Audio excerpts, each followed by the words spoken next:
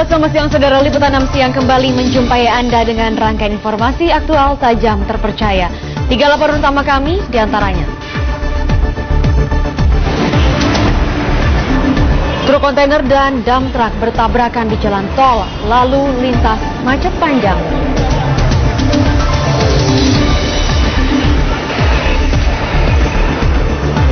Dari Jakarta, beserta pimpinan DPRD Provinsi DKI Jakarta. Basuki Cahayapurnama alias Ahok resmi ditetapkan sebagai Gubernur DKI Jakarta.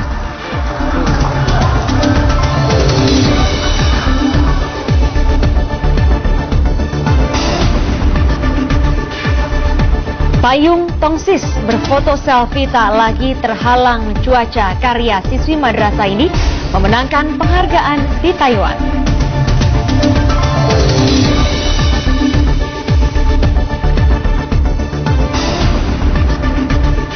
Ya saudara, Anda bersama saya Senandung Nacita, kita jelang liputan 6 siang selengkapnya. Kita mulai dari informasi seputar kecelakaan. Truk kontainer dan dump truck mengalami tabrakan di jalan tol Lingkar Luar, Cakung, Cilincing, Jakarta Timur. Kedua truk oleng hingga menabrak pembatas tol. Akibat peristiwa ini seorang sopir truk mengalami patah tangan. Kemacetan pun tak terhindarkan.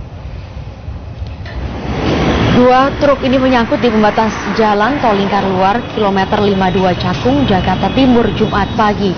Bagian depan truk kontainer rusak parah dan dua ban depannya terlepas.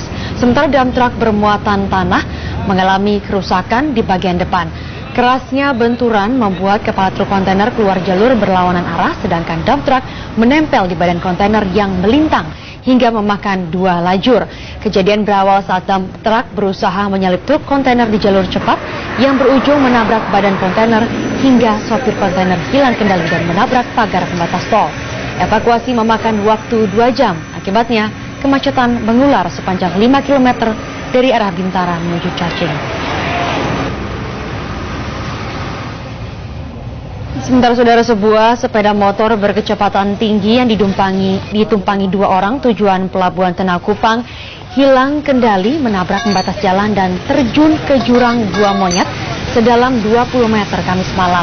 Proses evakuasi oleh tim Basarnas memakan waktu 3 jam dan menarik perhatian warga yang tinggal di sekitar lokasi kejadian.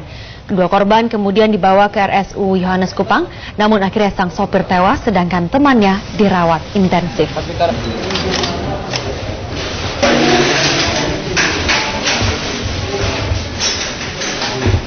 Motor dalam air. Saudara, ratusan rumah di Kampung Cienteng, Bale Endah, Kabupaten Bandung, Jawa Barat mulai terendam banjir luapan Sungai Citarum hingga aktivitas warga terganggu. Sementara itu di ibu kota, kawasan Kampung Pulo Jatinegara, Jakarta Timur, Jumat pagi kembali banjir meski pada Kamis sore kemarin air mulai surut. Baru saja membersihkan lumpur akibat banjir Kamis kemarin, warga di Kampung Pulo, Jakarta Timur harus kembali menerima kiriman luapan Kali Ciliwung Jumat pagi. Meski ketinggian air lebih rendah, namun banjir setinggi 50 cm ini tetap masuk ke rumah warga. Sejumlah warga harus berhati-hati keluar rumah agar pakaian mereka tidak basah.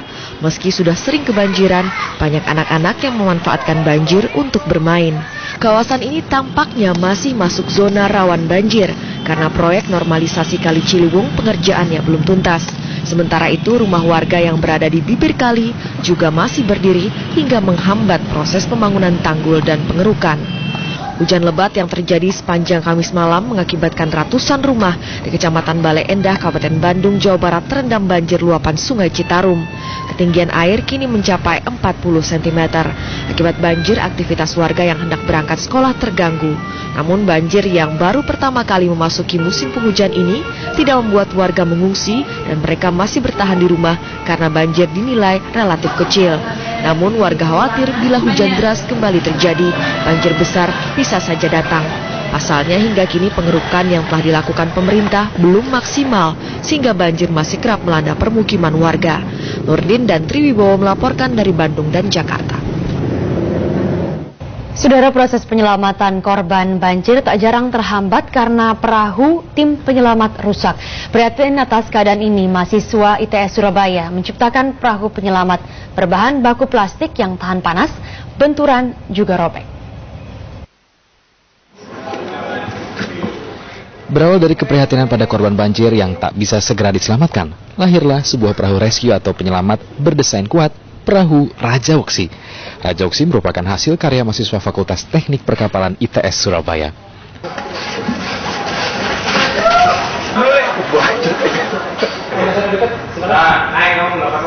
Perahu Raja Weksi berkapasitas penumpang 8 orang atau maksimal 500 kg. Perahu rescue Raja Weksi dibuat dari bahan yang berbeda dengan perahu rescue pada umumnya.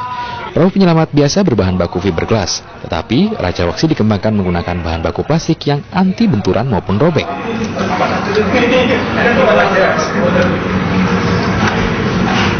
Perahu ini cocok untuk mengevakuasi korban banjir. Permintaan bahwa di Bojonegoro itu sering terjadi banjir.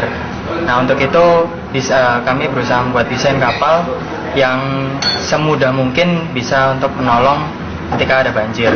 Memperbaiki kualitas daripada ini, kita membuat desain sedemikian rupa sehingga kalau toh terjadi benturan kemudian masih terjadi sobek di kulitnya, nah, kapal ini tetap tidak bisa bocor karena kita mendesain dengan sistem double hull, artinya ada 2 lapis. Pembuatan sebuah perahu Raja Weksi menelan biaya sekitar 50 juta rupiah.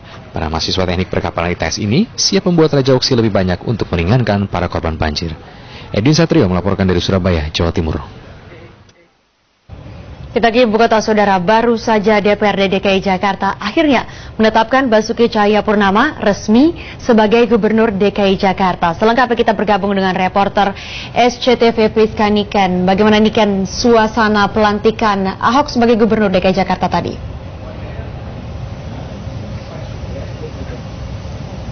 Ya, Niken? Nacita, rapat paripurna istimewa untuk mengumumkan penetapan PLT Gubernur DKI Jakarta Basuki Cahayapurnama atau Ahok menjadi Gubernur DKI Jakarta baru saja usai dilaksanakan. Saat ini saya masih ada di ruang rapat paripurna gedung DPRD DKI Jakarta dan memang belum lama rapat baru saja usai digelar. Dalam rapat, status Ahok diperjelas melalui surat Kementerian Dalam Negeri kepada DPRD DKI Jakarta. Sidang paripurna yang berlangsung tadi sekitar pukul 10.45 pagi waktu Indonesia Barat ini dihadiri langsung oleh Ketua DPRD DKI Jakarta Prasetyo Edi Marsudi dan PLT Gubernur DKI Jakarta Basuki Cahayapurnama atau Ahok. Sidang tadi dimulai sekitar pukul 10.45 waktu Indonesia Barat dan hanya berlangsung singkat sekali sekitar 15 menit karena pada pukul 11 sidang sudah diakhiri. Meski begitu agak terlihat sedikit pemandangan mencolok dari atas mimbar tempat dibacakannya surat penetapan karena 4 kursi di masing-masing kanan dan kiri Ketua DPRD DKI Jakarta Prasetyo Edi Marsudi ini terlihat kosong. Masing-masing wakilnya Muhammad Taufik dari Gerindra, Tri Wisaksana dari Partai Keadilan Sejahtera, Abraham Lunggana dari Partai Persatuan Pembangunan dan Ferial Sofyan dari Partai Demokrat tidak hadir dalam sidang paripurna istimewa pagi ini. Selain 4 wakil Ketua DPRD DKI Jakarta tadi, ternyata lebih dari 50 orang anggota DPRD DKI Jakarta yang berasal dari Koalisi Merah Putih juga absen dalam sidang paripurna ini. Sidang paripurna yang beragendakan pengumuman Ahok menjadi Gubernur DKI Jakarta berdasarkan surat keputusan Kemendagri dan perihal mekanisme pengangkatan Wakil Gubernur DKI Jakarta menjadi Gubernur DKI Jakarta sisa masa jabatan tahun 2012-2017. Berdasarkan Perpu memang tentang pemerintahan daerah memang akan secara otomatis ketika Gubernur DKI Jakarta Joko Widodo mengundurkan diri maka wakilnya Basuki Cahayapurnama akan naik menduduki kursi gubernur. Namun absennya lebih dari separuh anggota DPRD DKI Jakarta juga 4 wakilnya ini ternyata tidak terlalu digubris oleh Ketua DPRD DKI Jakarta maupun Basuki Cahayapurnama karena Prasetyo sempat menegaskan bahwa surat Kemendagri yang sudah diterima sejak tanggal 28 Oktober 2014 itu harus diumumkan sesuai dengan jadwal DPRD DKI Jakarta. Kita ikuti sedikit cuplikan pembacaan penetapan Wakil Gubernur DKI Jakarta yang menjadi PLT Gubernur DKI Jakarta Basuki Cahayapurnama menjadi Gubernur DKI Jakarta. Ya, kalau nggak saya paripurnakan, ini kan diambil langsung oleh Presiden dan dilantik Presiden. Saya ini kan sebagai utusan rakyat, ya harus saya bertanggung jawab juga terhadap masyarakat Jakarta, gitu loh. Ini yang saya jaga stabilitas yang ada di DPRD ini saat ini. Saudara, sebenarnya undang-undang ini telah jelas mengatur bahwa Wakil Gubernur DKI Jakarta akan secara otomatis naik menjadi Gubernur DKI Jakarta saat gubernurnya mengundurkan diri. Tadi ketika ditanya perihal polemik yang terjadi dalam badan internal DPRD DKI Jakarta, Ketua DPRD DKI Jakarta Prasetyo Edy malah memberikan perumpamaan. Misalnya yang terjadi di Solo pada saat Joko Widodo mencalonkan diri menjadi Gubernur DKI Jakarta, maka akan secara otomatis wakilnya itu menjadi wali kota Solo. Itu pun harusnya terjadi hal yang sama, serupa dengan daerah khusus ibu kota DKI Jakarta. Namun polemik yang terjadi ini dianggap Prasetyo menjadi bumbu-bumbu yang tidak mempengaruhi proses dan mekanisme penetapan Ahok.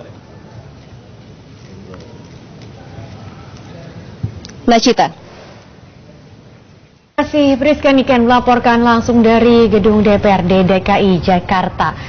Kita ke informasi lainnya, namun saudara sebelumnya kita akan menuju ke pariwara dulu, namun kami akan segera kembali dengan informasi lainnya, diantaranya gelandangan dan pengemis melawan saat dirazia. Kami segera kembali.